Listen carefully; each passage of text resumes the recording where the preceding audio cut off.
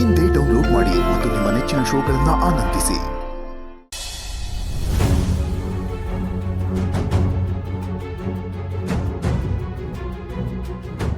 ನೀವ್ಯಾರು ಆ ಕಂಪನಿ ಜೊತೆ ವ್ಯವಹಾರ ಮಾಡೋದಕ್ಕೆ ಅಗ್ರಿಮೆಂಟ್ ಸೈನ್ ಮಾಡಿಲ್ಲ ಅಂದಮೇಲೆ ಇದೆಲ್ಲ ಆಗೋದಕ್ಕೆ ಹೇಗೆ ಸಾಧ್ಯ? ಸುನಾಮಿ ಹೇಳೋದಕ್ಕೆ ಬೇರೆ ಯಾವ ಕಾರಣ ಇರುತ್ತೆ? ಅದಕ್ಕೆ ಸಮುದ್ರದ ಆಳದಲ್ಲಿ ಎಲ್ಲೋ ಭೂಕಂಪ ಆಗಿರುತ್ತೆ.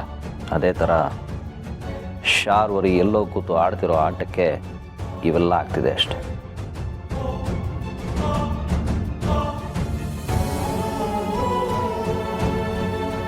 ಮಹೇಶ, ಏನು ಹೇಳ್ತಿದ್ಯಾ? ಹಾಗಿದ್ರೆ ಇದೆಲ್ಲ ಡೌಟೇ ಇಲ್ಲ ಅಣ್ಣ, ಇದೆಲ್ಲ ಶಾರ್ವರಿ ಮಾಡ್ತಿರೋ ಪಿತೂರಿ. ಕಂಪ್ನಿ ಹೆಸರಲ್ಲಿ ಅಗ್ರಿಮೆಂಟ್ ಆಗಿರೋದಕ್ಕೂ ಶಾರ್ವರಿಗೂ ಏನು ಸಂಬಂಧ? ಅಭಿ ನೀವಾದರೂ ನೆನ್ಪು ಮಾಡ್ಕೊಳ್ಳಿ, ಯಾವತ್ತಾದರೂ ಅಗ್ರಿಮೆಂಟ್ಗೆ ನೀವಾಗಲಿ ಅವರಾಗಲಿ ಸೈನ್ ಮಾಡಿಕೊಟ್ಟಿದ್ರಾ?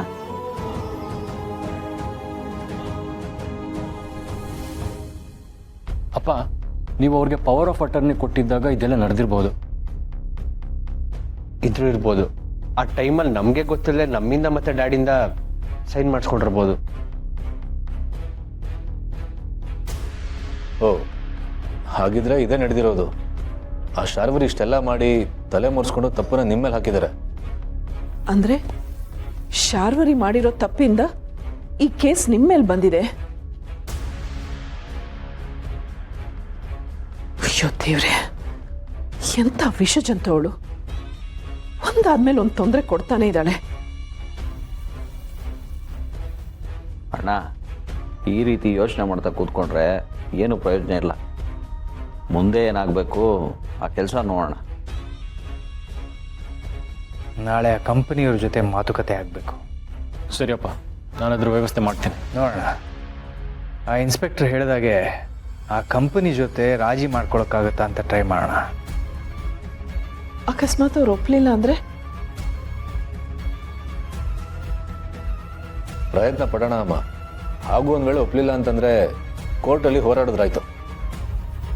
ಇದು ಎಂಥ ಕರ್ಮ, ಮತ್ತೆ ಕೋರ್ಟು ಕೇಸು ಅಂತ ಅಲಿಬೇಕಾ?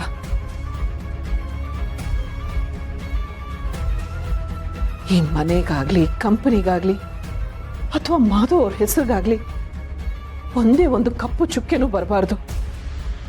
ಯಾರೋ ಮಾಡಿದ ತಪ್ಪಿಗೆ ನೀವುಗಳು ಶಿಕ್ಷೆ ಅನುಭವಿಸ್ಬಾರ್ದು. ಅಂಥದ್ದೇನೂ ಆಗಲ್ಲ ಅಮ್ಮ, ನೀವು ಚಿಂತೆ ಮಾಡಬೇಡಿ.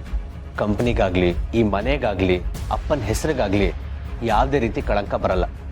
ಆ ಥರ ಕಳಂಕ ಬರೋದಕ್ಕೆ ನಿಮ್ಮ ಮಕ್ಕಳು ಅವಕಾಶನೂ ಮಾಡಿಕೊಡಲ್ಲ. ಹೌದು ಅಮ್ಮ, ಇವ್ರು ಯಾರೂ ತಪ್ಪು ಮಾಡಿಲ್ಲ ಅಂದಮೇಲೆ ನಾವು ಹೆದರೋ ಅವಶ್ಯಕತೆ ಇಲ್ಲ.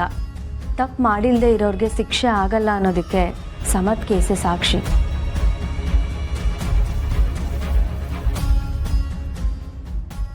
ಆದರೂ ಇಷ್ಟೆಲ್ಲ